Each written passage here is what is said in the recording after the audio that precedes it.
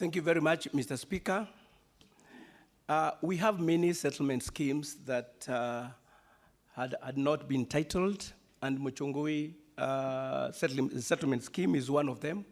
I want to assure you, Senator, that we are doing everything possible to make sure that all the settlement schemes across the country that had not received titles, that will be done. So I'm promising this August House that we are doing everything to make sure that all these titles are given to wananchi. Thank you. Senator Gataya. Thank you, Honorable Speaker. I am asking the CS lands on behalf of people from Chogoria. You might not be prepared for this question, but I'm very sure it is in your archive. Once you go back, you can check.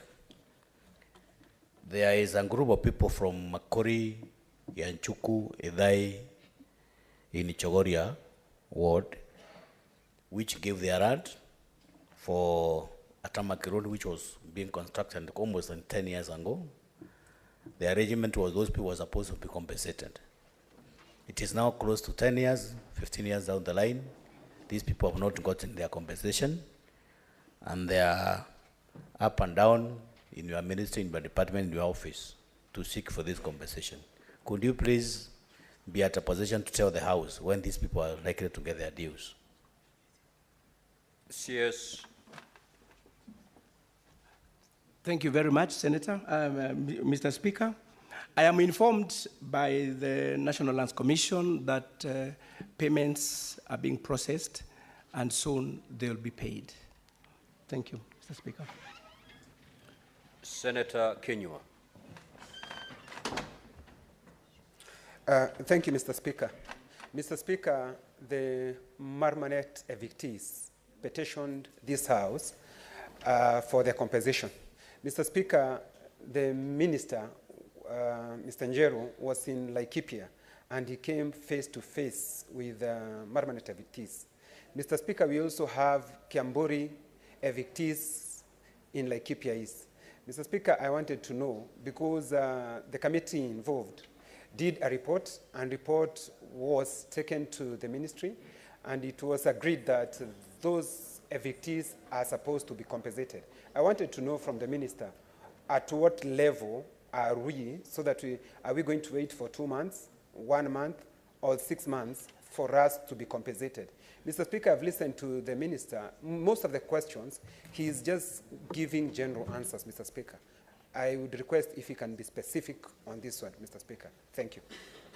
Senator Kenyua, you do not expect the CS to give you details because he never prepared to come and answer to that particular question. And that's why I keep reminding senators that your supplementary question should flow from the primary question. Otherwise, then the CS is going to be very general, because any question that he never prepared to respond, he'll be general. If you feel your supplementary question needs to be given details, then other than posing it as a supplementary question, pose it as a substantive question. Then the CS will retire, look at that particular question, and give you the detailed response that you require. But if he comes to the House prepared to answer a different question and is asked a different question, certainly he will be very general. So, honorable senators, let us also be fair to the CSs. There's a window, and the good thing is we have a hybrid way of engagement. We have the statements and we have the questions. If you feel your question needs to be given a very elaborate answer, please pose it as a substantive question. And Senator Kenyua, you say the matter is already before this House. This has been committed to the select committee of this House, the matter that you are raising a question.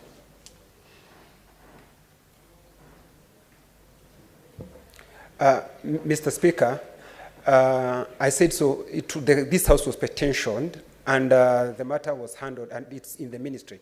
So the reason I'm asking is because I know it is squarely in his ministry. So, and we had discussed with him, but it was not official. It was, we were taking tea, so maybe he would be aware of that matter, Mr. Speaker, because he was in Laikipia.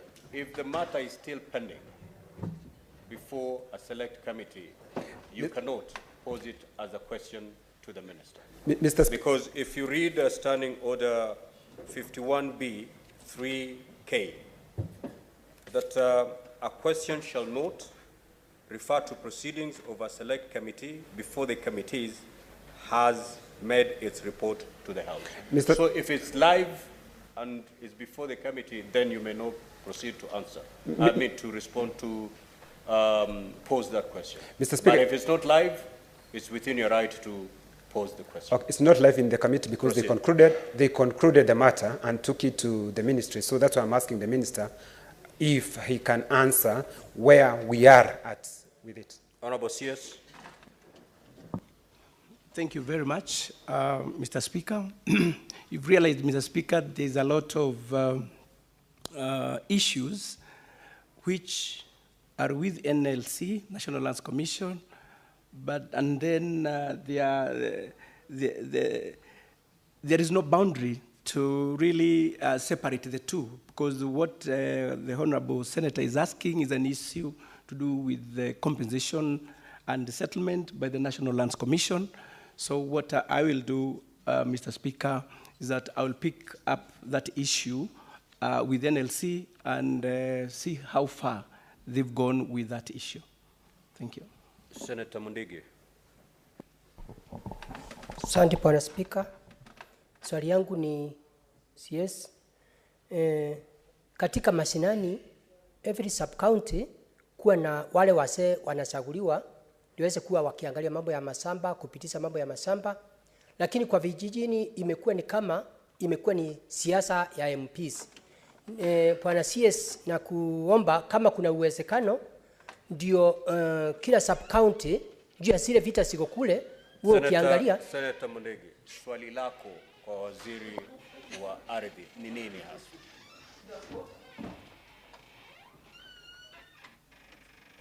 Swali yangu, tunakuomba as a senator, wale kamati wakichaguliwa tuwe kiwa kwa ile tuwe tukihusishwa, kwa sababu baadaye hiyo maswali tutakuwa tukijibu, kwa sababu imekuwa ni siasa. Wakichaguliwa MP na DCC wamekuwa ndio wanachagua watu. Unakumbuka ile mambo ilikuwa mbele South, wakati niligundua yale ukora wanataka kufanya, mpaka ilipindi mpaka tukushushe mpaka ukapeleka jina. Mundigi, hukupatiwa fursa ya kuhutubia Senate. Umepatiwa ruksa ya kuuliza swali. Umuulize waziri wa ardhi swali lako, si uhutubie Senate. Swali langu Bwana Waziri, tunakuomba utusaidie. Ni swali kama ile kamati ikihusishwa, utakuwa sisi maseneta tunakuwa tunakubaliwa aidha mtu mmoja ama wawili ndio tuwe wakitufanyia upelelezi vile kunaenda. Yes, asante sana. You've gotten the question. Proceed to respond. Asante sana Bwana Speaker. Swali hilo ni nyeti, na kile ambacho ningeweza kuelezea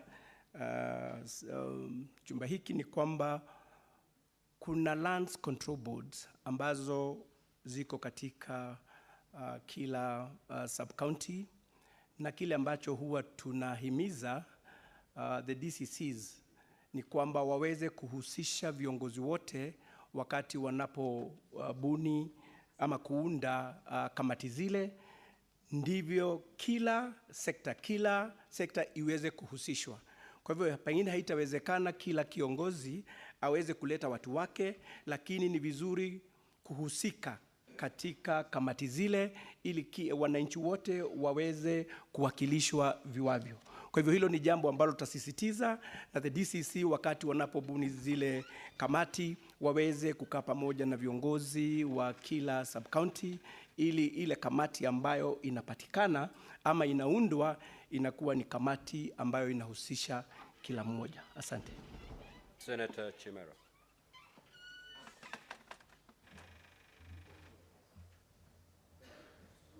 Speaker, for this opportunity. I just want to ask two questions to the Cabinet Secretary. Question number one, you spoke very ably of the issue on settlement schemes. Senator Chimera, you're allowed only one question. Okay, I stand guided, Mr. Speaker. One question. On the question of settlement schemes, I understand you've made your commitment as a ministry that you intend to make sure all those issues in settlement schemes are sorted out. We have the Golini settlement scheme in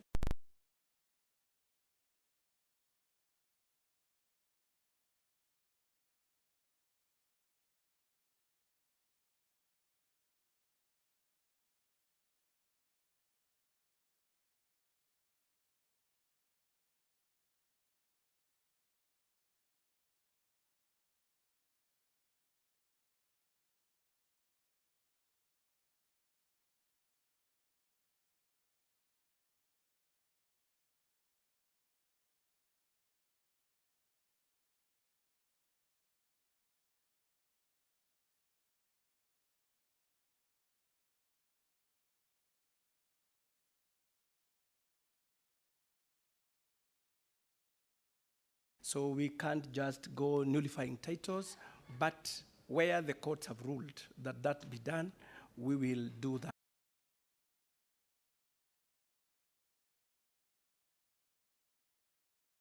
Any other issues where we have double locations of titles and all that, once we get the court rulings, we expedite immediately. Thank you. Senator Kavindu. Thank you, Mr. Speaker. My question to the CS lands is about Portland. Portland land was under lease, and lease is over. I know this matter is in court, but my question is, they took loan with KCB, and KCB is already going on with selling the land to the community. And yet we know once lease is over, the land should be returned back to the community through the county. Why is KCB selling the land to the community? And we know that land loans are insured. The insured should take care of the loan and not the community to compensate KCB. What are you doing about this, Mr. CS? Thank you. CS. Thank you very much, Mr. Speaker, and thank you for that question. I want to report that there is proper engagement between the ministry and the county government of Machakos.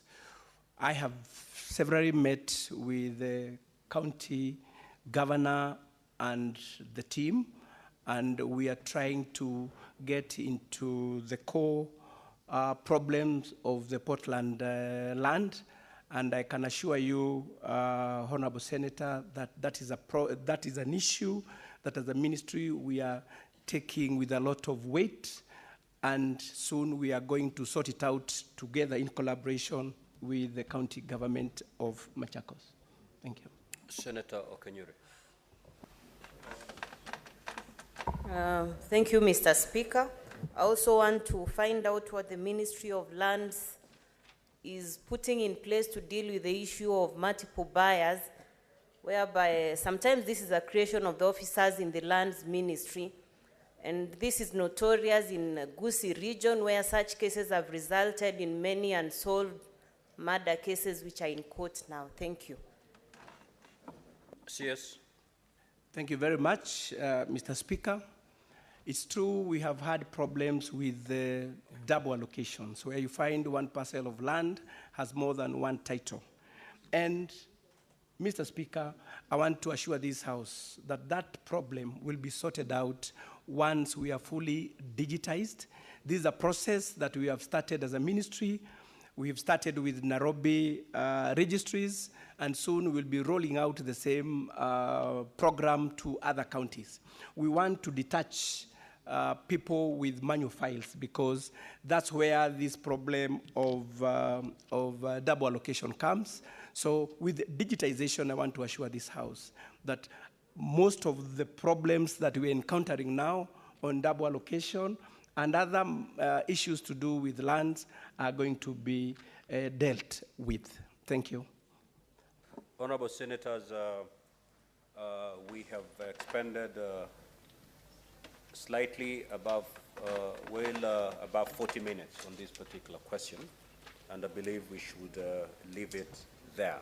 However, indeed, I've observed that the specific, the substantive primary question by the Honorable Senator Fatuma Dulo has not been given an adequate response.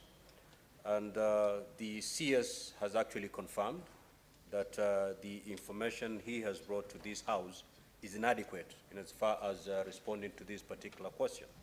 And he proceeded to say that he did not receive adequate information from the concerned commission, that is the National Land Commission. Despite his wishing to have the information has not been forthcoming. Now, honorable senators, we need to agree on the way forward where an independent constitution deliberately refuses to give adequate information to the ministry that is supposed to come before the House for purposes of responding to specific questions. As you're aware, our standing orders only allow CSs to appear before the House for purposes of responding to questions. And therefore, as a House, we cannot summon the NLC to come and respond to questions under Standing Order 51. However, honorable senators, if you look at Part 12 of our standing orders, it gives a hybrid, the questions and statements. Going forward, therefore, where there is an independent body or another body that we feel as a Senate ought to respond to specific questions raised by the senators and is unwilling to partner or to cooperate with the ministry in charge, then that particular body has to be summoned by the House Standing Committee. In this regard, I direct that the National Land Commission be summoned by the House Standing Committee on Lands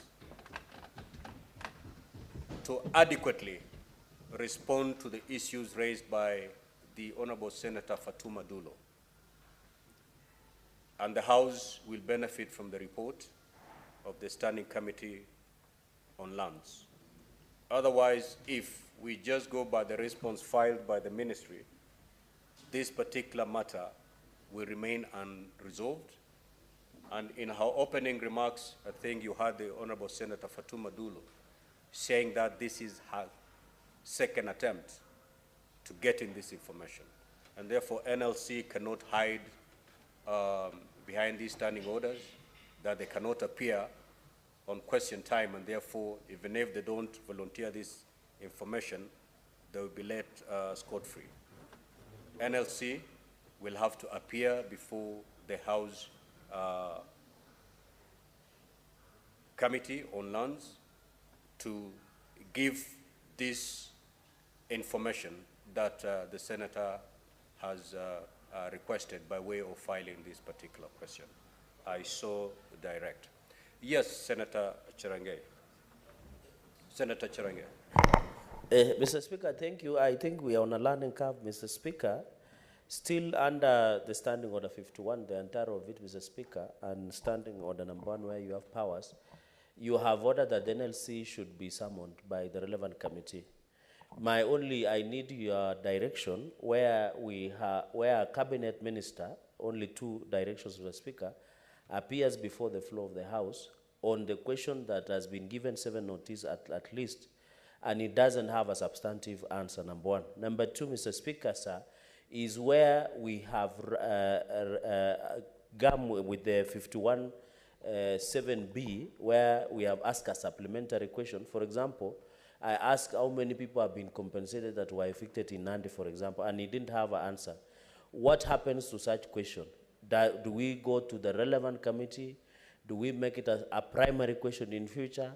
Or should we contact the cabinet secretary direct, which I highly discourage, Mr. Speaker, because it would be more efficient to go through your office. So I need guidance on supplementary questions that we are raising, and the cabinet secretary does not have an answer. How do we go about it? Because I know going into the future, and many other cabinet secretaries will appear, Mr. Speaker, we might be raising supplementary questions, as you have told us, it could not have arose through the primary question. So, Mr. Speaker, you need to provide direction and guidance on how we can handle supplementary questions where a CS shall not have provided a substantive or immediate answer, and then where, like Senator Dulo's answer, where the CS, Mr. Speaker, because I believe the CS of Lands, Jeru, and National Land Commission are working together, unless he can submit before the House that they are working cross-purpose. Because in 2013, Mr. Speaker, when the former CS, former Governor Charity Ngilu, they used to fight a lot with the NLC. Does that fight still in existence? I know when I said Charity Ngilu, Mr. Speaker, Senator Manzo is raising his antenna. It is not in bad faith. I'm just making it as a point of information, Mr. Speaker. Does the CS of Lands and NLC work in cross-purpose? Thank you, Mr. Speaker. Indeed, Senator Chirange, your concerns are valid. If you notice, all the senators who asked supplementary questions have raised a concern that my supplementary question has not been adequately been given a response. Now, because strictly it wasn't a supplementary question. It was a new question altogether. And I think, honorable senators, if we are to make proper use of this question time, then let us learn to ask supplementary questions that flow from the primary questions. The moment you ask a different question altogether, expect a general answer. For example, when Senator Chirangai rose to ask a supplementary question as to how many people, it demands the CS to retire to his office, come through his documents so that he gets the specific number of the people. I don't think the CS could be having that number offhand. And therefore, as we ask this supplementary question, let us ask ourselves, is this supplementary question rising from the primary question, or is it a different question altogether? And indeed, your question, Senator Chirange, that should be asked as a substantive question, because then the CS will sit, go through his documents, and give you specific details. How many people have been compensated? How many are yet to be paid? But I don't think that can be answered through a supplementary question. And if you're to help one another going forward, one, let your supplementary questions flow from the primary question. And if you think there's no correlation between the primary question and your supplementary question, then ask that question as a substantive question.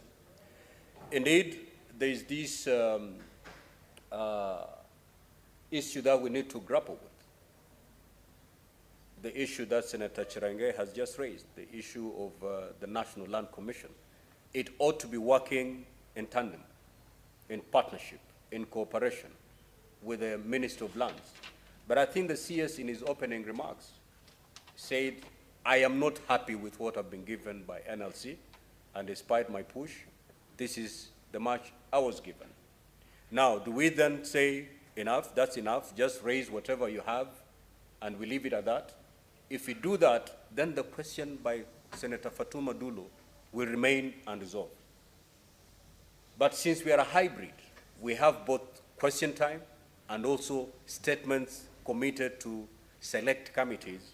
We can use the select committee and still end up having a very adequate response to the question by Fatuma Dulo. So in this regard, that's why I've directed that this particular matter be placed before the Lands Committee so that NLC can be summoned, because NLC cannot be summoned pursuant to the standing orders on question time.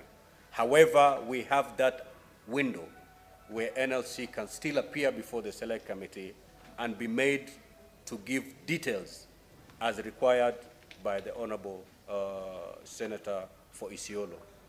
And I think that will be the avenue that we should take. Indeed, it's a learning curve, but in the next few months, we will certainly have learned to walk. Honorable Senators, just to wind up on the issue of this. Yes, Senator Boni. Yes, Mr. Speaker, I agree with you fully about the route to go, hybrid. But let us not risk setting a precedent whereby cabinet secretaries will know that if I go and deflect the question, then I'll be free.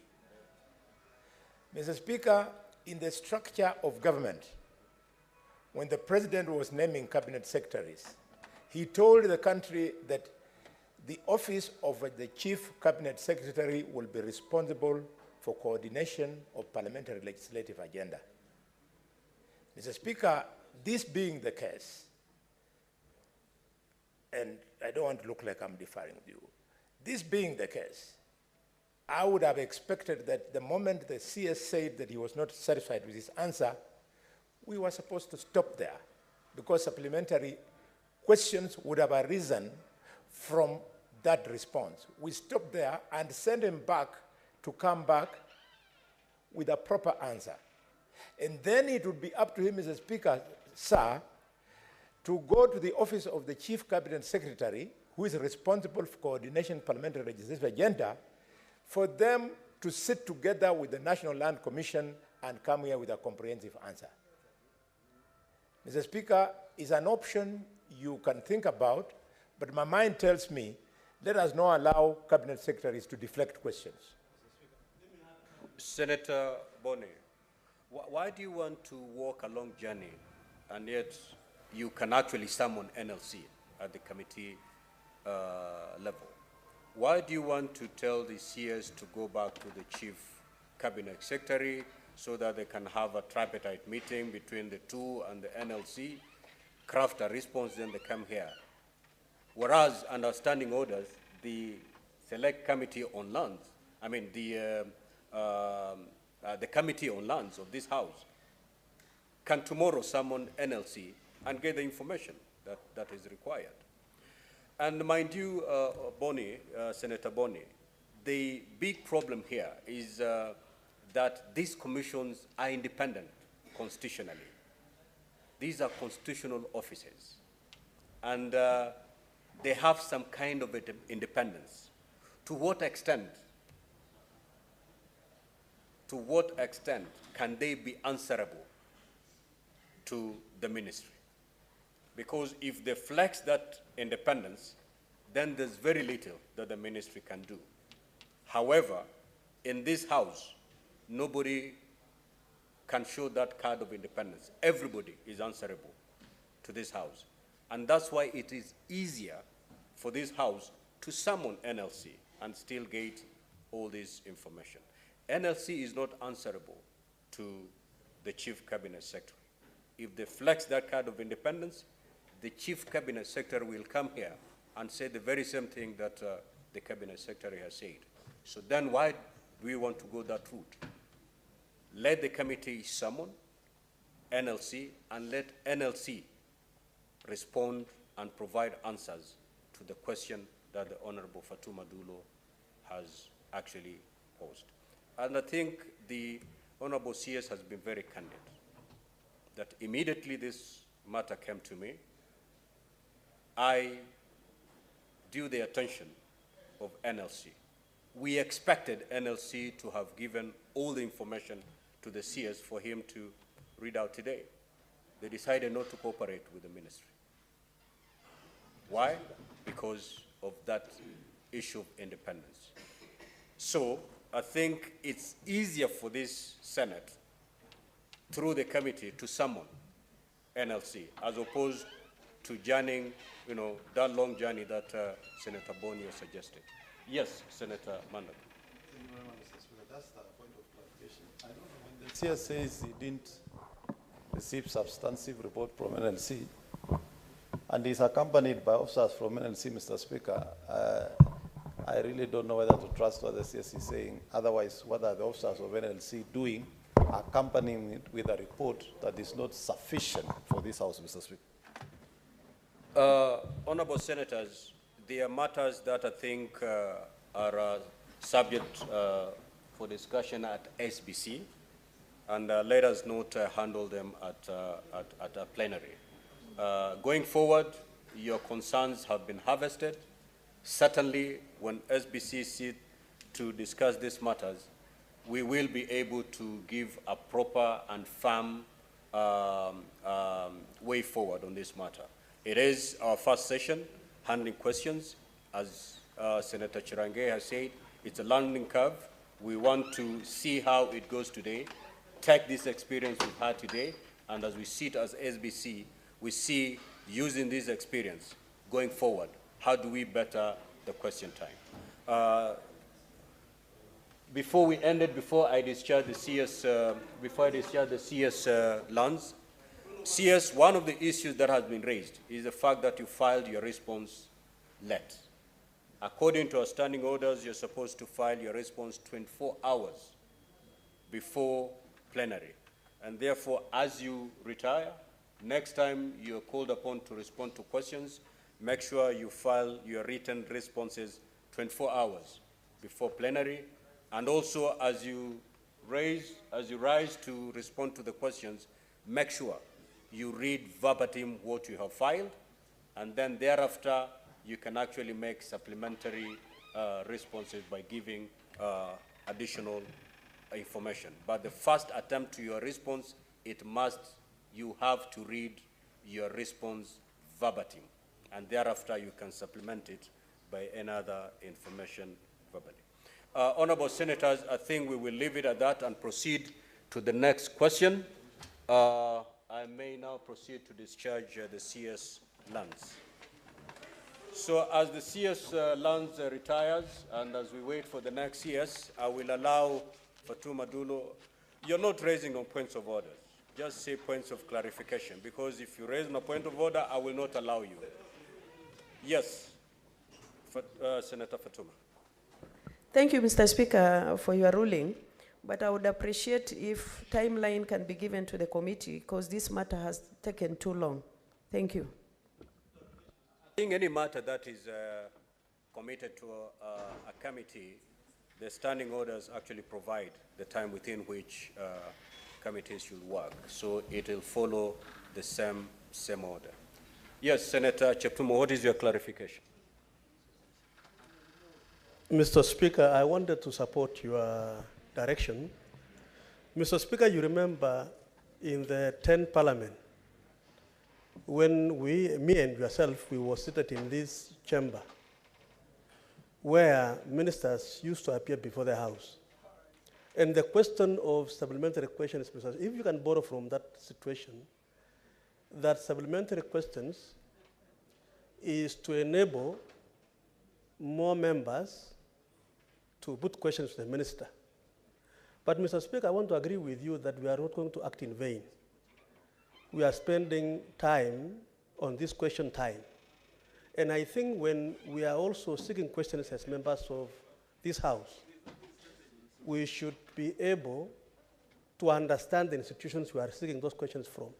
So that if we know, Mr. Speaker, that an issue of a commission, then we raise those questions directed to those commissions. But the challenge, Mr. Speaker, is this, that the commissioners cannot be able to appear before the House, either the CEO or the chair, meaning it will go now to the committee the relevant committee for that particular direction. My question, Mr. Speaker, which is of concern to me, is as CS, I submit, Mr. Speaker, that as CS ought to generally understand his ministry. He may not have specific answers for a specific question, but I think there is the perception and the understanding that he has a general understanding of his ministry. So, Mr. Speaker, even as we limit our question supplementary to the specific questions, I think there should be also leeway for these members to ask questions. They may not be really within the framework of the question, but then, Mr. Speaker, ministers should be able to acquaint themselves with the general operation of their ministry, so that when you have a supplementary question, at least they have an hint of how to answer it. Thank you, Senator Cheptumo. I'm informed that the CS mining is now present. Is that the position? Senator Fatuma Dulo, kindly proceed to ask your question.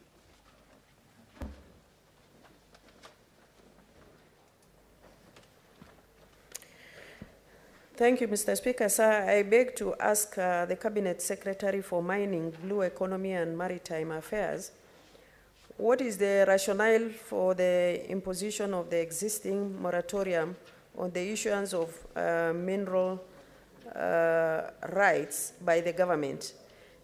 Number B, could the Cabinet Secretary state the benefits accrued so far from the imposition of the moratorium? Finally, Mr. Speaker, what plans are in place to have the moratorium lifted in view of the negative impact it has on the economy? I thank you. Honorable CS, kindly proceed to respond to the question. Mr. Speaker, sir, and honorable members of the Senate, I have my comprehensive statement on the issues raised, but maybe before I read them, I want to take this opportunity to thank the Senate for providing a platform where we can be able to share the details that happen in the Ministry of Mining, Blue Economy, and Maritime Affairs. So, Mr. Speaker, in regards to the issue of the moratorium, my response would be as follows. In December 2019, the then Ministry of Petroleum and Mining received communication from the head of public service communicating a decision by the National Security Council to halt issuance of new mineral rights. The letter intimated that the Council had considered that due to an ongoing national resource mapping exercise, there was need for the government to halt issuance of new licenses for exploration and mining. The rationale, therefore, Mr. Speaker, for the moratorium was to safeguard Kenya's national interests by developing the right data and eliminate speculation on availability of substantial mineral deposits. The suspension would also allow the government to complete the mapping exercise without an influx of speculative mining license applications that would have posed a threat to Kenya's mining sector. The suspension was also informed by the need to address existing geological data gaps that have existed in the past without interference from private sector players. These gaps have resulted in losses as government is solely reliant on the private sector for provision of detailed geological data on mineral deposits upon application and grant of mineral rights. Further, the moratorium was perceived as a tool to assist government in better regulating the sector and avoid Kenya falling in the resource scarce trap. On the second part of the question, Mr. Speaker and honorable members, following the imposition of the moratorium, the government has had an opportunity and successfully instituted reforms in the management and regulation of the mining sector that has been beneficial to the country. Among the most outstanding reforms relates to the completion of the nationwide airborne geophysical survey and generation of a preliminary report which shows 970 mineral resource anomalies that require further confirmation. And honorable members, I want to confirm that we have this report for geophysical survey, which has shown 970 mineral occurrences across the country. The creation of a new state department to explore Kenya mineral resources is an affirmation of the government's commitment to exploitation and management of its mineral resources. In fact, the department is a wealth creation department. It's therefore anticipated that the new department will better manage the sector sustainably, effectively, and for prosperity.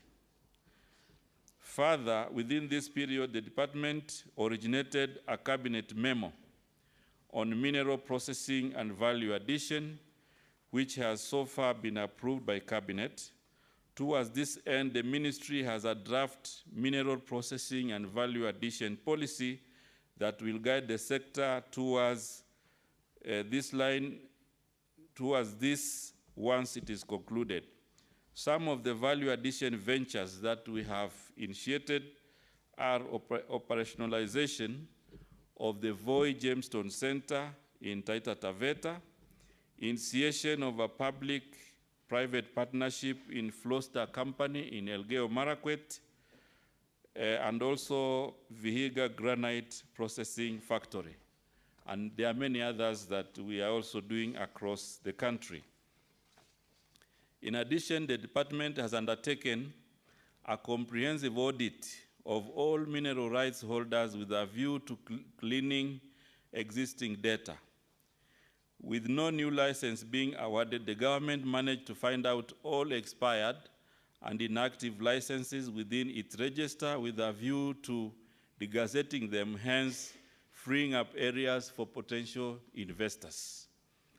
The government recognizes the central role played by over 800,000 artisanal and small-scale miners in poverty eradication and socio-economic development.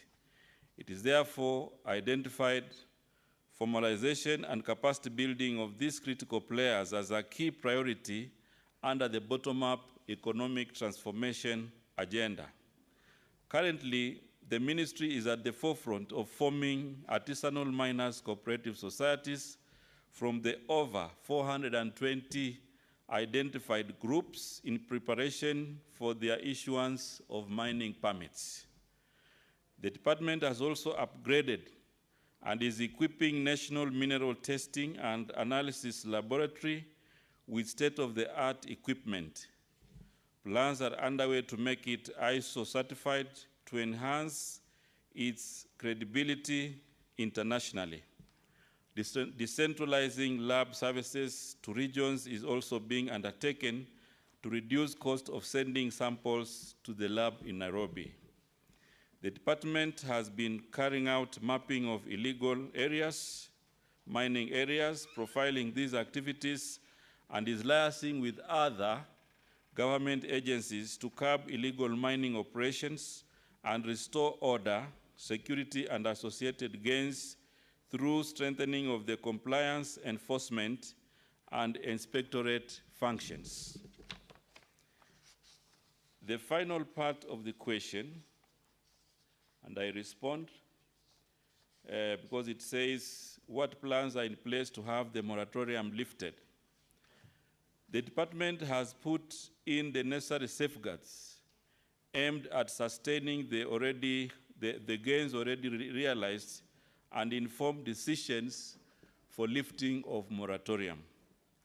Towards this end, the ministry has undertaken a number of reforms aimed at inspiring the mining sector in the country and attract investors to this sector. The initiative being undertaken are the following.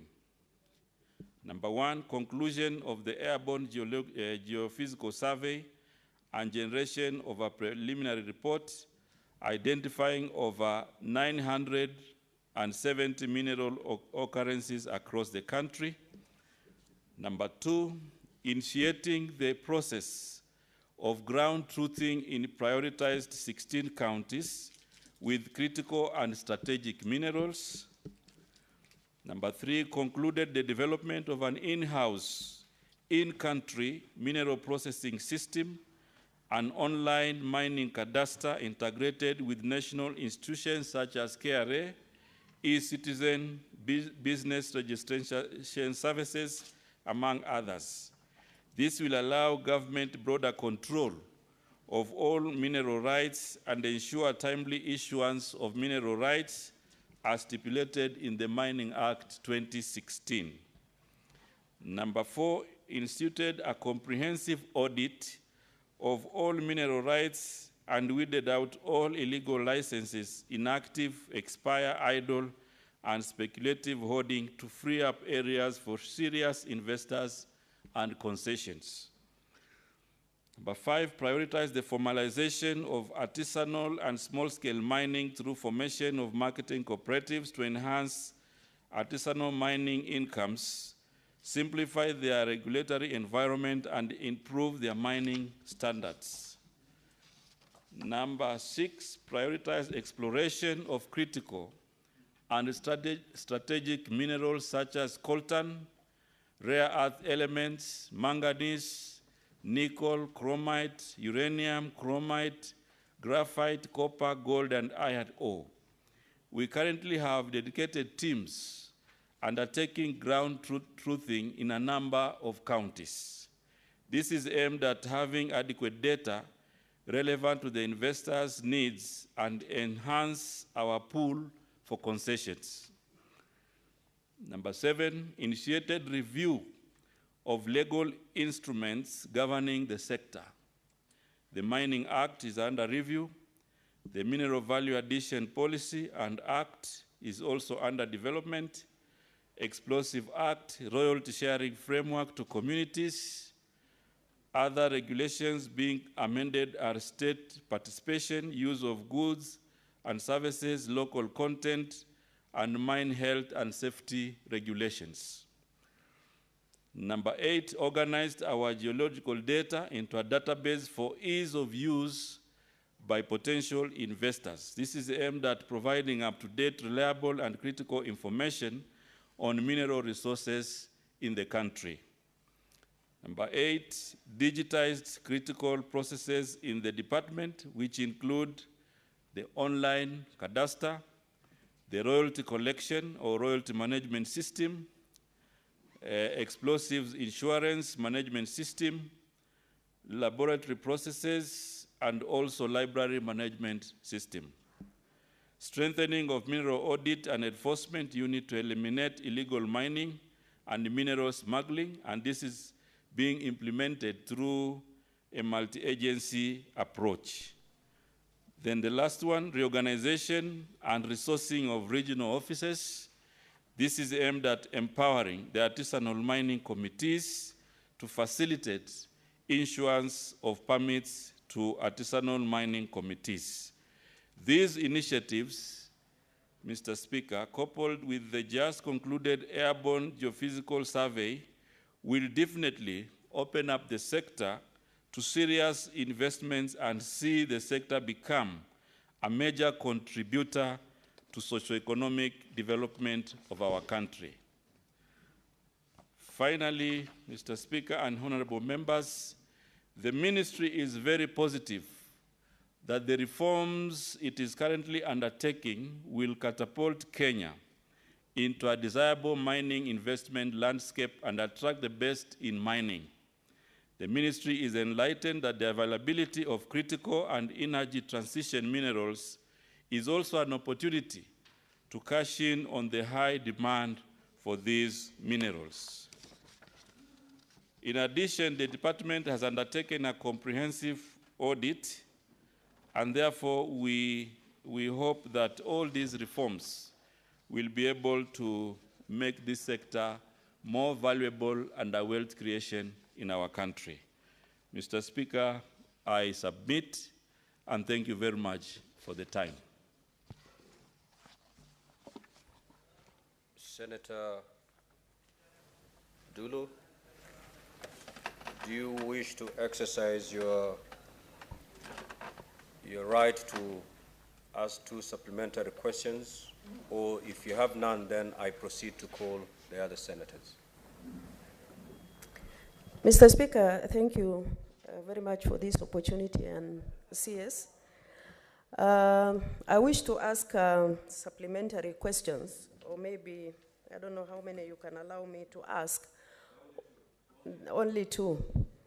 Now, the CS has given an elaborate strategy on how they are going to improve the sector. But according to me, Mr. Speaker, the government over the years have really neglected that particular sector. And I wish the uplifting of moratorium, because this is really beneficial to the communities, especially in northern Kenya, where we are losing a lot of revenue. When specifically are you planning to uplift moratorium? Number 2, are you aware that there is so much smuggling of special minerals in this country, especially for those areas that you have carried out or given out licenses? I thank you. Honorable CS.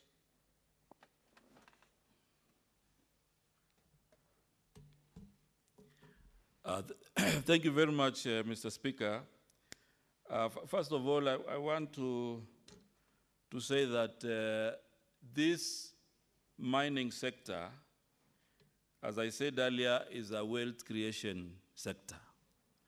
However, it will not be beneficial to our country if we don't have initial investments. And therefore, whatever I presented here, Mr. Speaker and honorable members, are the key reforms that will make this sector more beneficial. Initially, this mining sector did not even have data. And therefore, the government relied Honorable on... CS, maybe I helped you by rephrasing. The questions, the 2 supplementary questions are, 1, the Honorable Senator wishes to know, when are you going to lift this moratorium?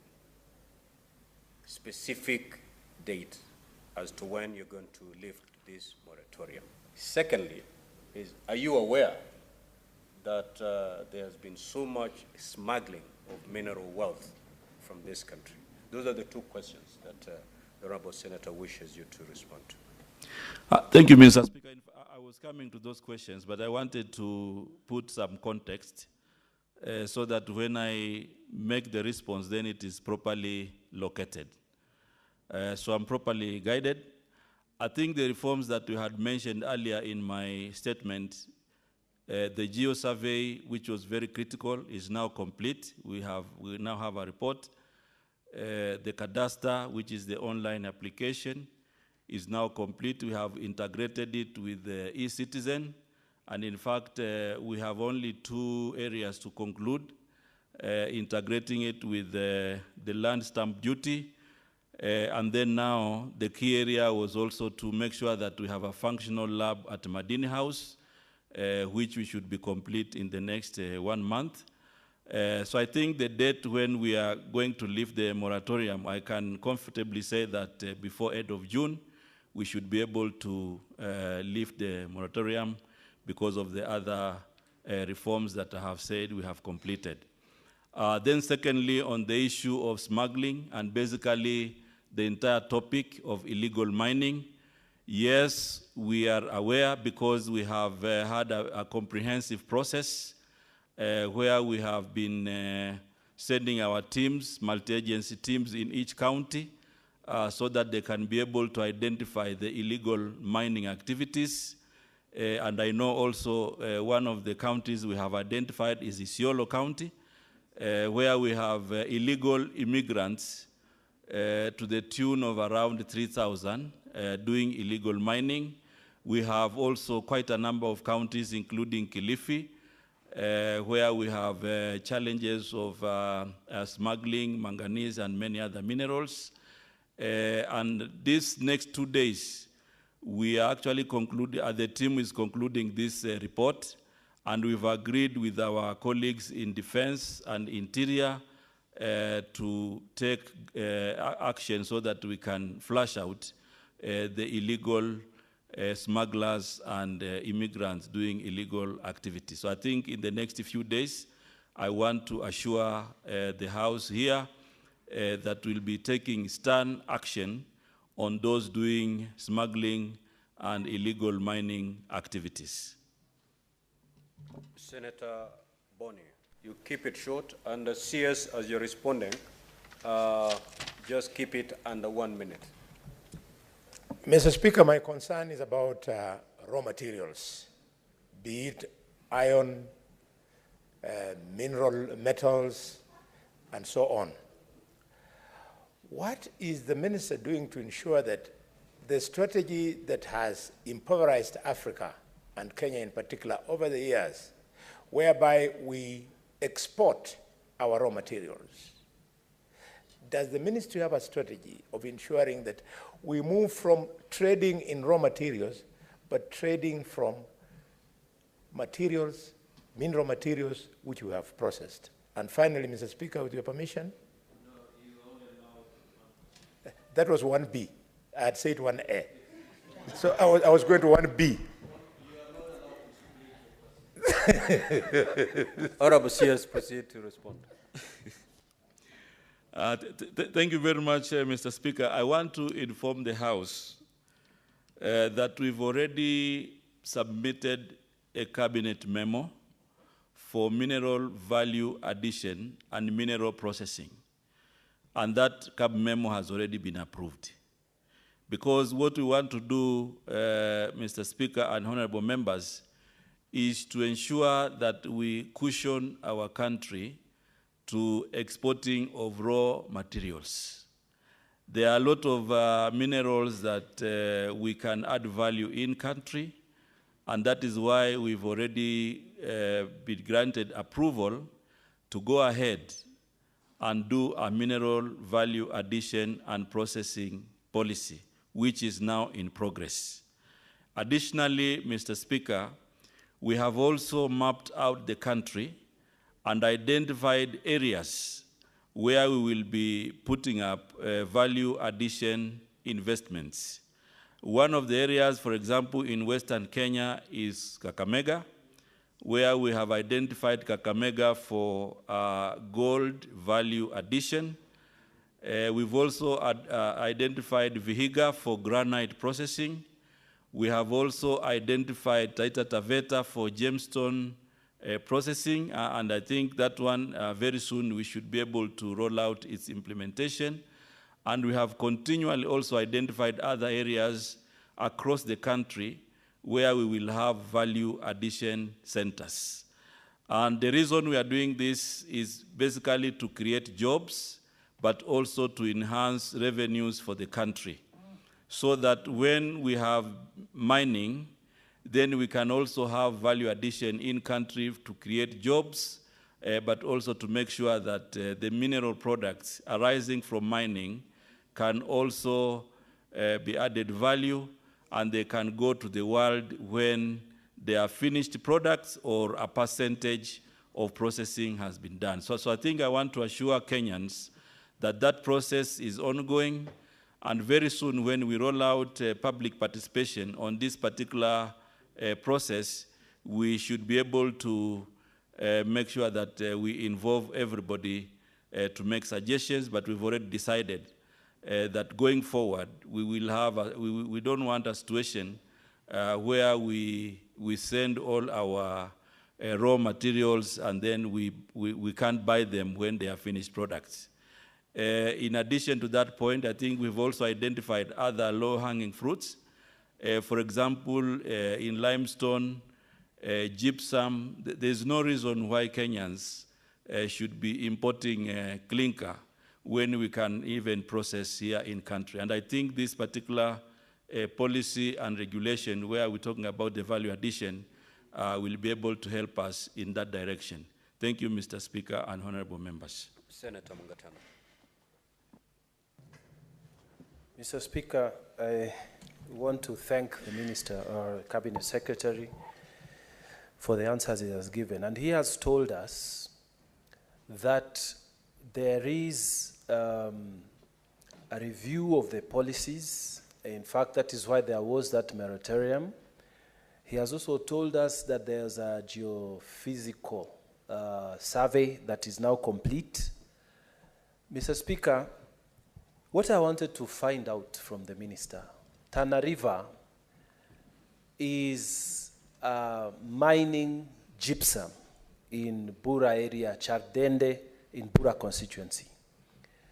Mr. Speaker, there is no benefit at all to the locals who are there. In fact, it is people from outside Nairobi and wherever who come there, they exploit the minerals and they go away. What we have are huge holes, Mr. Speaker. Our animals fall inside, our children fall inside. In fact, during the rainy season like this, those become very dangerous areas to go.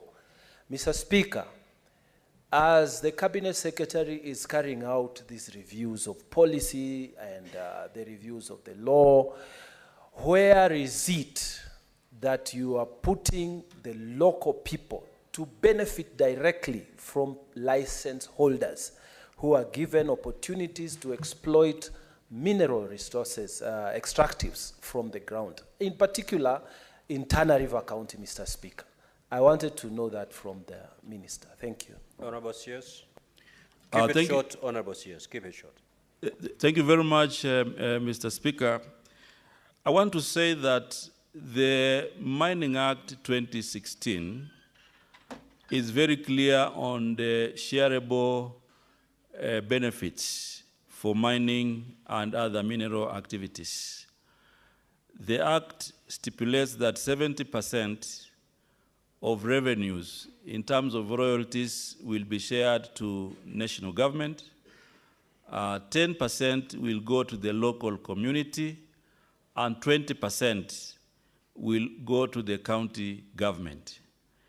In addition to that, we have subsequent regulations which also state that every mining investment, we need to have a local content.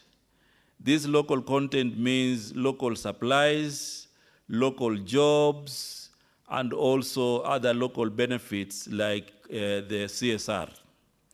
However, in the last few years, this has not been enforced. And I think part of what we want to do in the reform is to make sure that we have clarity.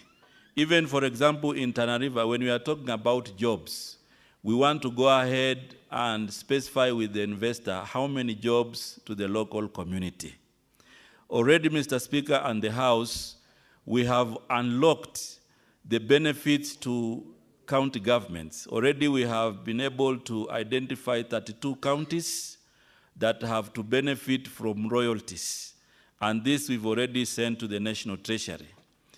This week, my team has finalized the framework for local communities, because what National Treasury and other partners argued is that there was no framework to release 10% to local communities. So my team has already concluded this process, and we will be discussing the framework, putting it to public participation, and then we finalize it. So what I want to assure members here is that the mining sector, even though there have been challenges before, or like the ones that have been articulated, we are now on schedule to make sure that we are able to address the issues of benefits. And more importantly also is the issue of illegal mining, because if these miners had a license, they would have complied with the conditions. And these are some of the miners that very soon we should be able to chase them because they are not complying with the regulations that have been articulated.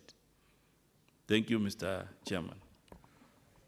Honorable Senators, we are left with only 39 minutes to prosecute 2 questions, the remaining 2 questions. So I will call upon the Honorable Senator Veronica to proceed to ask her question.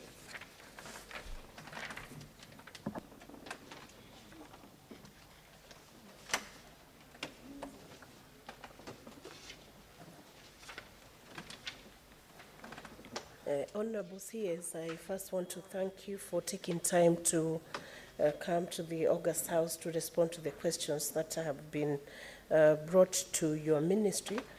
Honorable CS, the Africa Blue Economy Strategy, in which Kenya is also a player, is consolidated and themed into various technical areas. And those technical areas, Honorable Minister, are cross-cutting. We are aware they are cross-cutting, but the questions that I bring to you today are for you to respond to whether you could provide information as to the state of infrastructure that you have put in place to facilitate exploration of ocean renewable energy, and what initiative the ministry has taken to enhance the exploration of offshore gas and oil. That is named as question number 5. And I don't know whether, Honorable Speaker, you'd allow me to also pose the question number 6, so he responds to both. You pose one question at a time. Okay, thank you. Then he could. Honorable CS, proceed to respond. Thank you very much, Mr. Speaker. In regards to this question, which has 2 parts, first of all, I want to take note that the technical response to this question would be in the Ministry of Energy. However, I understand that the blue economy and blue resources are very inclusive into the issues that have been raised by the Honorable Senator. So my response on this matter will be as follows. The Ministry of Blue Economy, Maritime, and also Mining is working together with other ministries in developing a blue economy strategy. If you look at the sectors in the blue economy, we have quite a number of them. We have issues of tourism, we have issues of biotechnology, we have issues of fisheries, which are really interdepartmental. They cut across. So as a ministry in charge of blue economy, what we have decided to come up with a national blue economy strategy. And this strategy is already at an advanced stage. We are working with IGAD and other partners so that then this strategy will be able to itemize the key areas that we need a strategic shift. And that will include the area of gas, oil, and energy. Before we have a strategy, we cannot put in the requisite infrastructure to explore these particular resources. So I want to assure the House that we are now concluding the National Blue Economy Strategy, which encompasses all the blue economy sectors, and it will definitely provide guidance. The other item, which is also very critical, we are doing a marine spatial plan, and this marine spatial plan will definitely help us to organize the blue resources, especially in the Indian Ocean, so that even when we are talking about gas and oil, we can specifically locate this particular resource in the Indian Ocean. And this marine spatial plan, we are working with World Bank and also other partners so that we can make it a reality. So in order to transition into blue economy, in the midst of current challenges such as overexploitation and climate change, among others, the government is investing in marine spatial plan. The process is intended to unlock opportunities and mobilize resources that can protect coastal, marine, natural capital and use these resources sustainably now and in the future.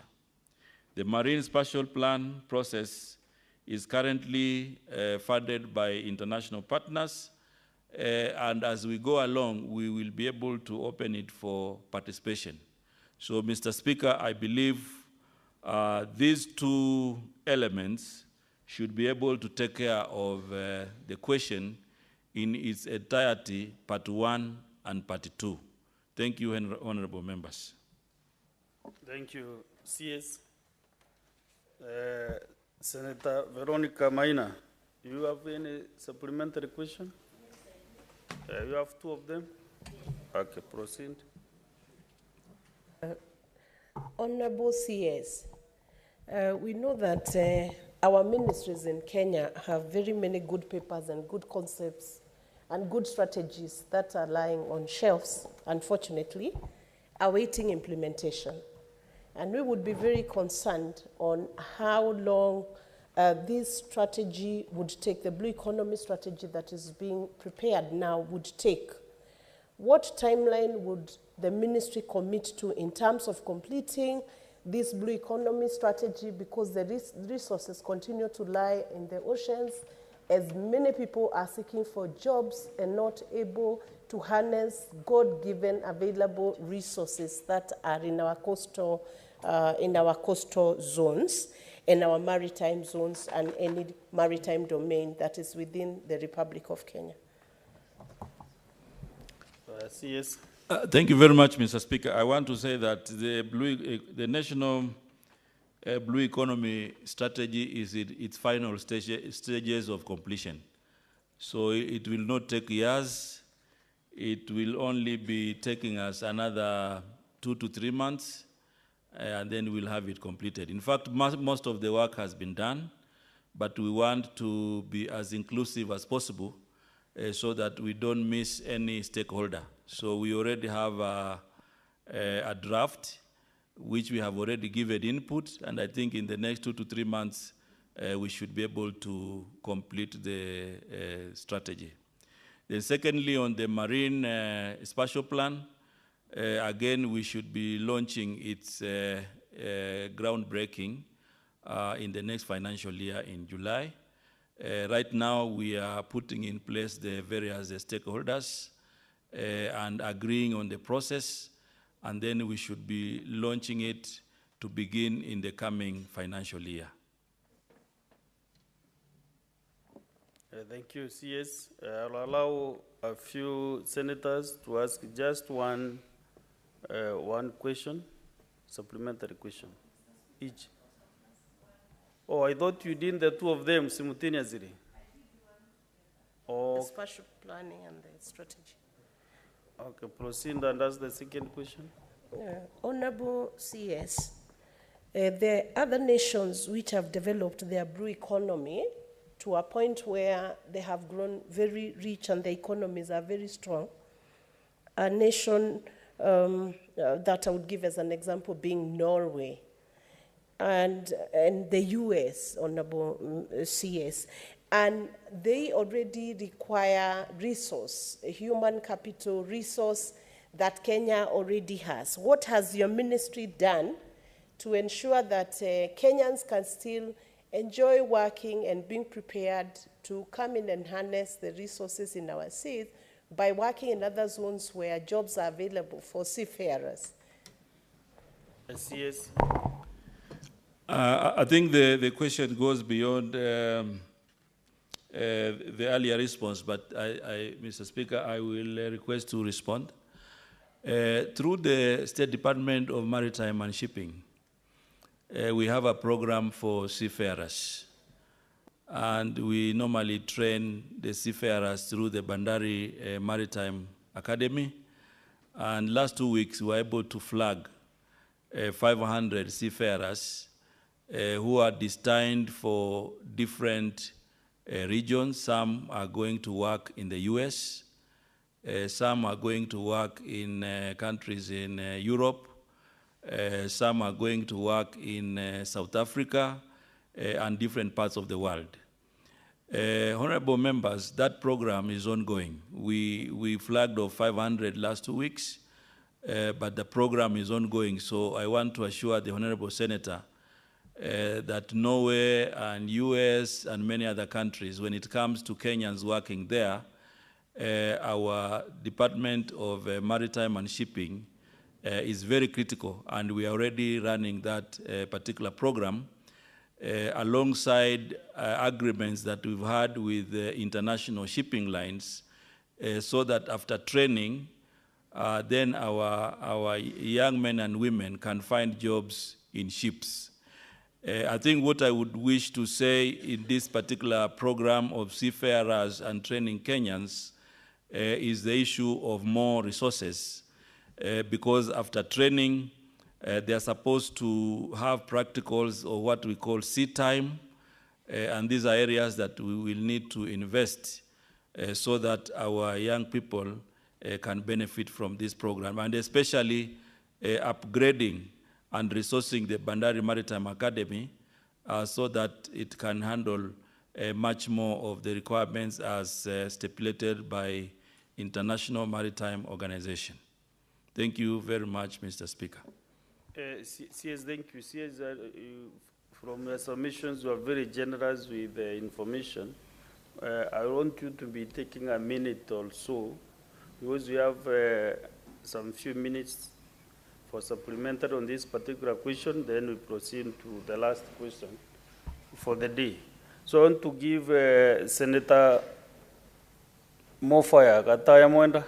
Thank you. Thank you, Honorable Speaker. I'm happy that CS recently flew to Tharaka. I happen to come from Tharaka. I'm the Senator for Tharaka-Nithi County. You flew to Kithiori, where we have an historical iron ore, which has seen quite a number of governments, from Kenyatta government, Moi government, Kibaki government, Uhuru government, and this now we have this government.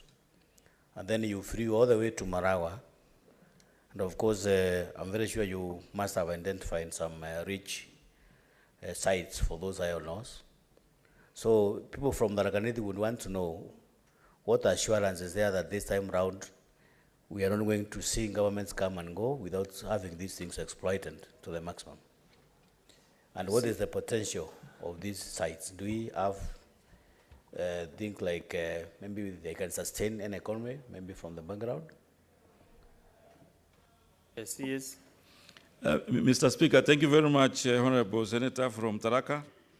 And it is true, I visited Tharaka recently and many more counties that I have been visiting. And the objective of visiting Tharaka County was basically also to confirm two things. One is the iron ore, which we visited in Kithiori. And from our report, Tharaka has also had occurrences of copper and also lime. So the process that we are undertaking after the visit is exactly what you mentioned, confirming or ground truthing, so that we can be able to know, is the iron ore in Tharaka of economic value? Is copper in Tharaka of economic value? And if yes, then our plans is to make Tharaka the center for investments in copper in the eastern region.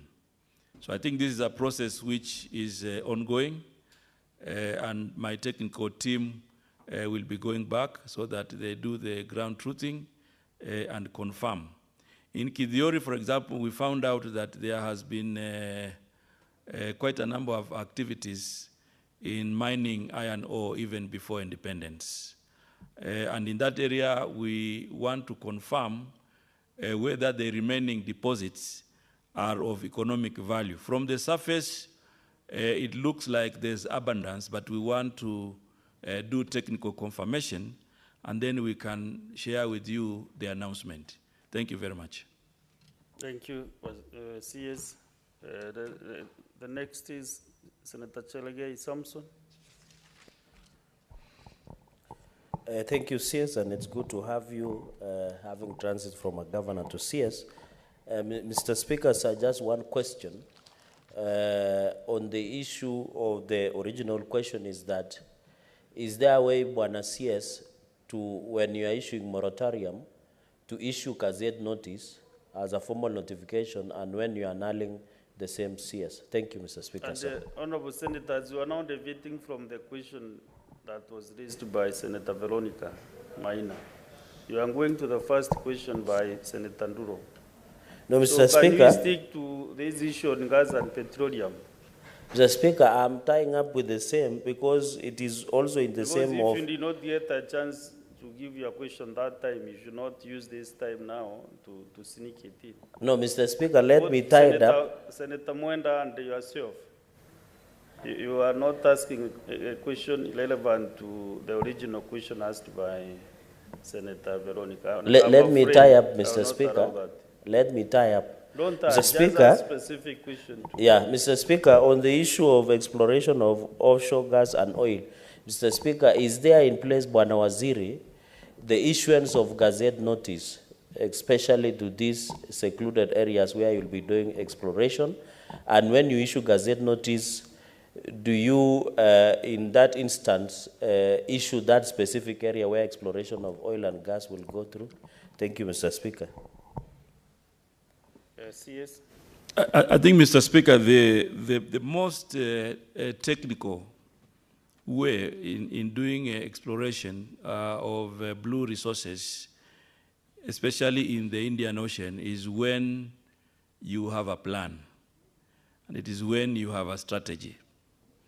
So the Marine Spatial Plan will be able to inform us the zones, the coordinates that we are going to be looking at gas and oil. Before we have a spatial plan, I think the rest will be guesswork. So I think what we have said here is that the ministry would wish to work on the national blue economy strategy, which is almost complete, and then the marine spatial plan, so that within the Indian Ocean, you don't just send people to do scoping where they don't have any guideline. And I think the marine spatial plan will be very critical to allow us even to know where we can do the gas and oil exploration. And when we arrive at that point, we will be able to rope in our colleagues in Ministry of Energy, because they are the ones now who have expertise to be able to roll out that kind of exploration. So I think that is how we think we should be moving forward. And I want to assure Kenyans that the Marine Spatial Plan, the National Blue Economy Strategy will be very critical to guide us, because there are quite a number of activities within Blue Economy that are not necessarily in my ministry, but my ministry can guide the other ministries to be able to inspire the economy through those activities. For example, there are quite a number of areas we've identified for cruise ship tourism, which is in the Ministry of Tourism. So once we identify the sector, then we provide the technical and the strategic information, and then the other ministry can take it up from that level. Thank you very much, Mr. Speaker and honorable members.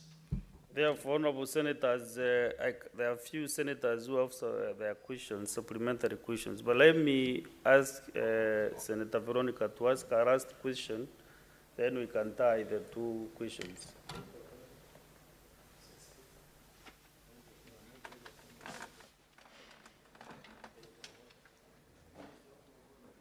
Out of order, or who is out of order? Proceed with Senator Veronica.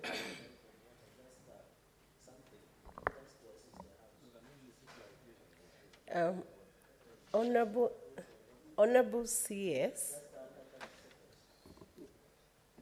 I have another question that is broken down into 3 sections. To what extent has the government invested in putting up of infrastructure for the country to explore and benefit from aquatic products, marine, aquaculture, and blue biotechnology? The second part of it, could the Cabinet Secretary provide the number of Kenyan-owned fishing vessels registered to operate in the exclusive economic zone, and state the measures put in place to enhance the participation of an investment by local fishermen in the marine exclusive economic zone? Could the Cabinet Secretary inform the Senate of the quantity of marine produce landed in the existing landing sites, the measures put in place to accelerate the development of marinas along the Kenyan coast and inland lakes, and the state of construction of the landing sites in Liwatoni and their capacity to handle the landed produce, especially the fish. Waziri, it's almost 3 questions in one. Senator Veronica, you are too smart in this question. It's almost 3 questions. Yeah. CS? Yes, Mr. Speaker, these questions are substantial, and I think I will also promise that we will be giving you this information as required. So our response to the first part of the question is as follows. The Liwatoni ultramodern tuna fish hub project and tuna processing will serve fishermen from the entire Kenya coastline and the foreign fishing vessels that are operating within the exclusive economic zone. The State Department of Blue Economy and Fisheries is implementing phase 1 of the Liwatoni ultramodern hub that is scheduled to be completed in the next 6 months to pave way for the second phase, which will be implemented through the public-private partnership arrangement. The hub will also offer various services to the fishing vessels that will include bunkering of fuel at subsidized rates, water and electricity to the visiting vessels. Number 2, we have Kabonyo Fisheries and Aquaculture Service and Training Center of Excellence project. The Kabonyo Kanyagwal Fisheries and Aquaculture Service and Training Center of Excellence is a project which will cost 1 billion to be implemented between the government of Hungary and the government of Kenya, and phase 1 finances have already been provided. This project will entail the development of a Nile Perch Technology and Innovation Center, Aquaculture Resource Center, and Kenya Fishing School. Besides, this will include infrastructure, institutional, and acquisition of technology for enhancing fish farming enterprises, upscaling of the existing production of Nile tilapia and African catfish, undertaking of new trials of cultured species, supply of water and electricity, and installation of equipment and training facilities. Further, this project will involve adoption, domestication, and selective breeding of Nile perch, common carp, and milk fish that will be expedited to increase the number of cultured species. The selectively bred new cultured fish species will be extended to farmers for adoption for small, medium, and large-scale farming. In terms of progress, Mr. Speaker, of this project, the procurement process for Kabonyo Fisheries and Aquaculture has already been finalized. We are now in the process of finalizing the country agreements, and then we should be able to do groundbreaking for this project.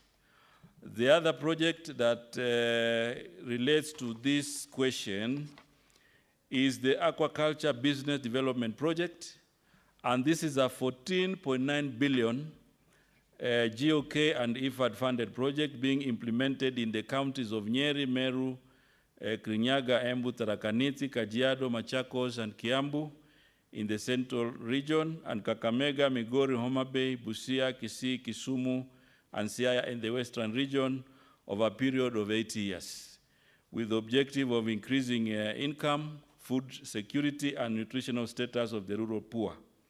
The program is enhancing smallholder aquaculture production by providing aquaculture inputs, which include pond liners, fingerlings, predator nets, fish feed, smallholder aquaculture value chain development, and providing aquaculture sector and enabling environment and support services. The other project that relates to this particular question is a Government of Kenya and World Bank funded project, which is dubbed Kenya Marine Fisheries Socioeconomic and Development Project.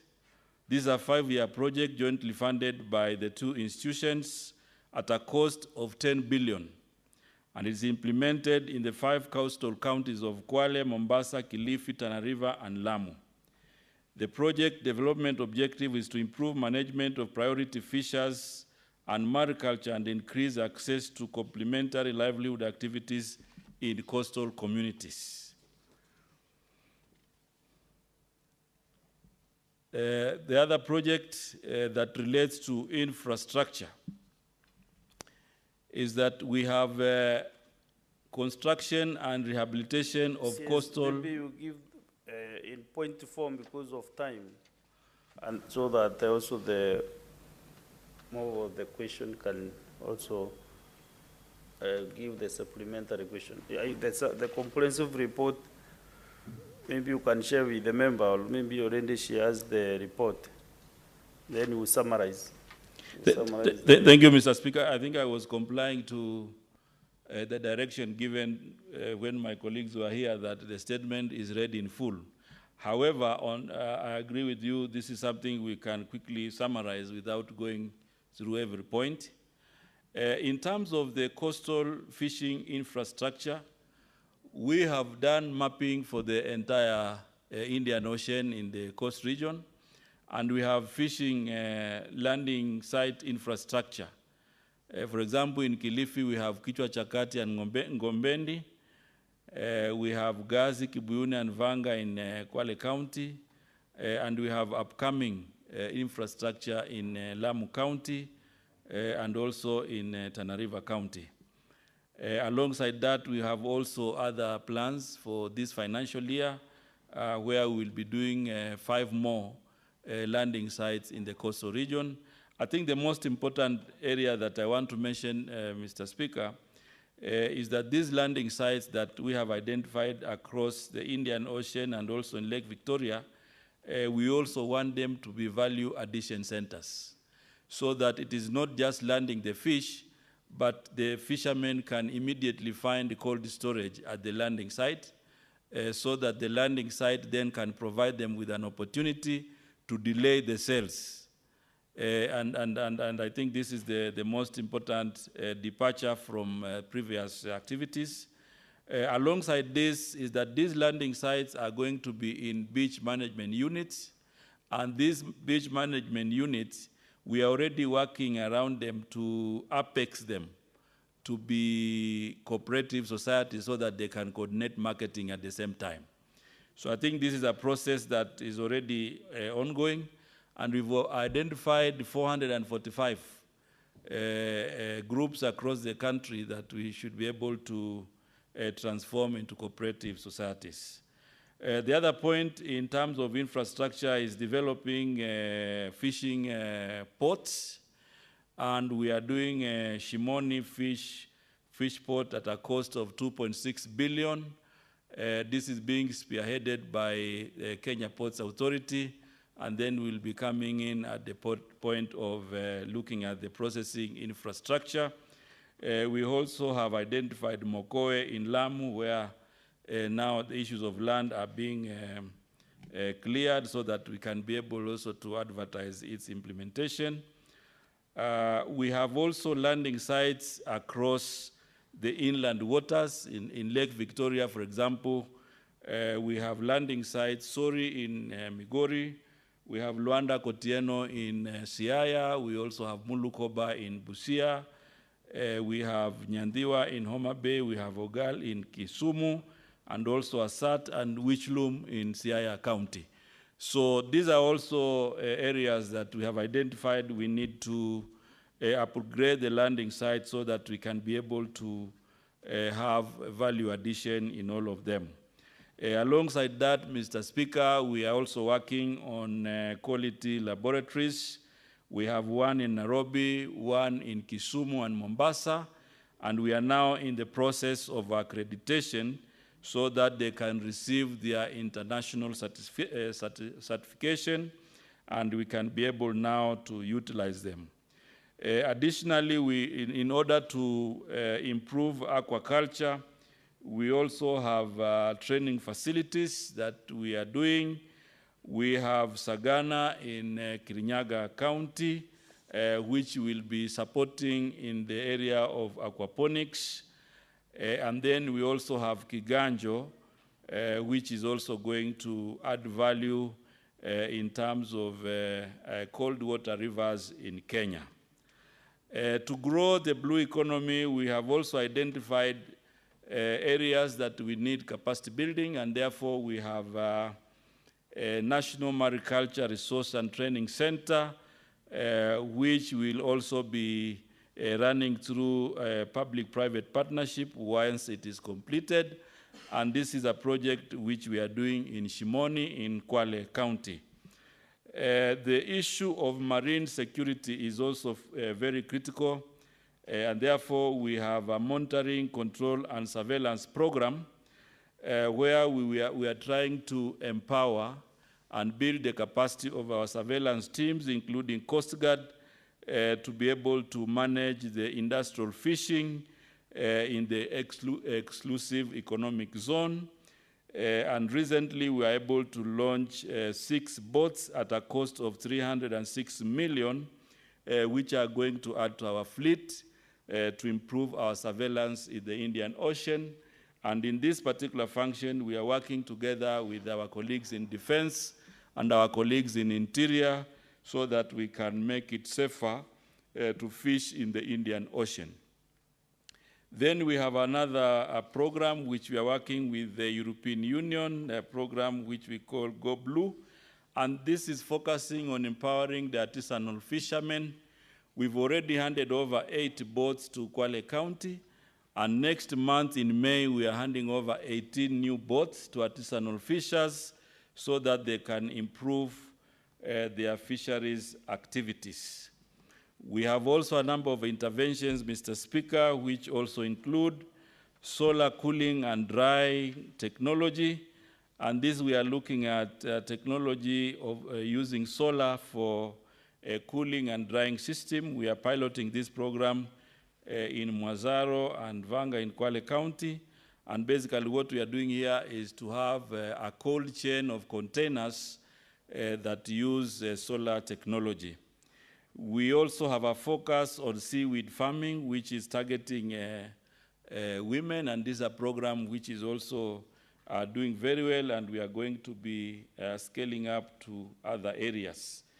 We have a research station in Tarakaniti that we want to enhance so that we can be able to tap on the river waters, especially the Seven Forks and Tana River, so that we can develop the fisheries potential in the Mount Kenya region.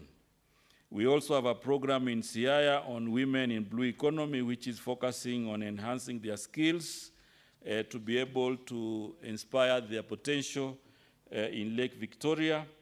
And also in Lake Turkana, the government of Kenya and the Democratic Republic of Congo, we have a unique species of mango tilapia, which is being exported to DRC because that is where we have the market in Kinshasa and Lubumbashi.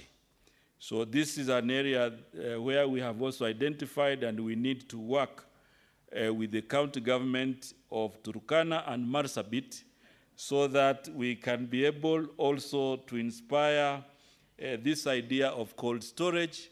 We've already agreed with the government of Netherlands that we'll be able to work together on a 1 billion project to inspire fish production in Lake Turkana. The ministry is also working with different interest groups in mini processing plants in Migori, Kakamega, Nyeri, and Meru.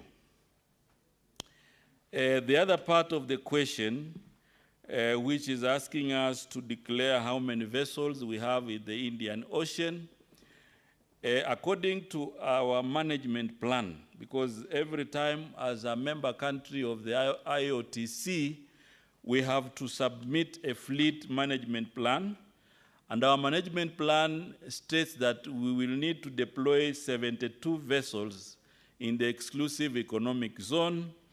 These are 54 long liners and 18 Parsenas, and already we have local businessmen who are who are also fishing in the EEZ. We have 7 vessels that are currently deployed in the EEZ, and they are also doing industrial fishing. Of course, this is an area which I want to tell Kenyans that it is an area we really need to invest in, because this is where the money is in terms of fisheries, and that is why we are working to have Liwatoni to function so that we can be able to inspire many more investments in the EEZ.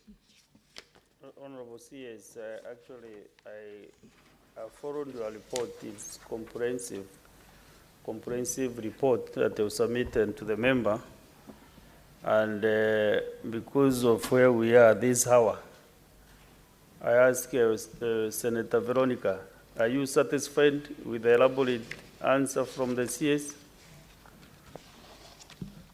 Speaker, I want to say a big thank you to the Honorable CS for the very comprehensive responses he has given. They are very impressive, and I hope they follow up to track it. I am satisfied, but where I'm not satisfied is the amount of time that has been given to this CS.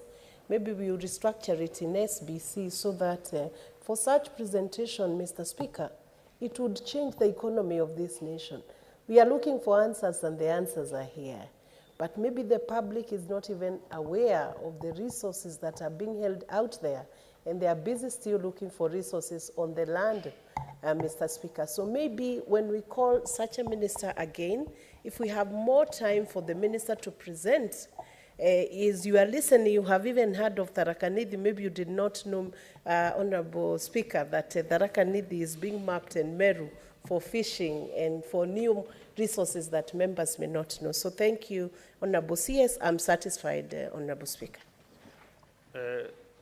Honorable CS, you can make your concluding remarks. But this information, Honorable Senator, you can really do a lot with it.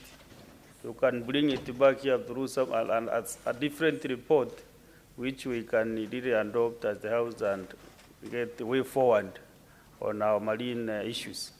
So, Honorable CS, thank you for your time. Maybe I want to give you 1 minute. Thank you very much, Mr. Speaker and honorable members. I want to take cognizance that this is a very good opportunity for interaction. And just to concur with what the Honorable Senator has suggested, you know, Mr. Speaker, I have 3 state departments that are very comprehensive. Mining, then blue economy and fisheries, and then shipping and maritime.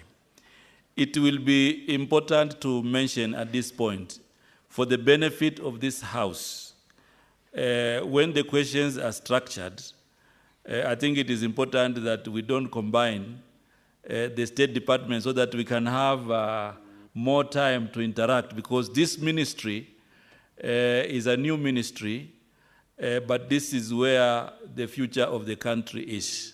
So I think it is important that we, in the future, we can give time to each State Department so that we can be able to share with you some of the progress and some of the strategies that we are already making. Some of the strategies we are doing require legislation, require the participation of both houses of Parliament, and therefore it would be important to give it more time in the future. And even, you know, some of the issues here, I hurriedly summarize them, but they will be critical to inform Kenyans on the direction of mining and blue economy. But what I want to assure the country is that on matters mining, we are up to date on the strategic reforms that we are doing. On matters blue economy, we are also very key, and we are very keen on the strategies that we have laid before. And also, we are really working to grow our maritime and shipping, so that then we can be able to finish this. Thank you very much, Mr. Speaker. As the chair of this session, I will request that we will be able to do a retreat with your ministries, State Department, so that we really benefit from what you are doing. I highly recommend that the concerned committees should do a retreat on all your area so that we can benefit and be able to serve our people better. So, obviously, so honorable senators, it is now 2 minutes past 1 p.m. Time to adjourn the Senate. The Senate therefore stands adjourned until today, Wednesday, 26 April 2023 at 2:30 p.m. Thank you.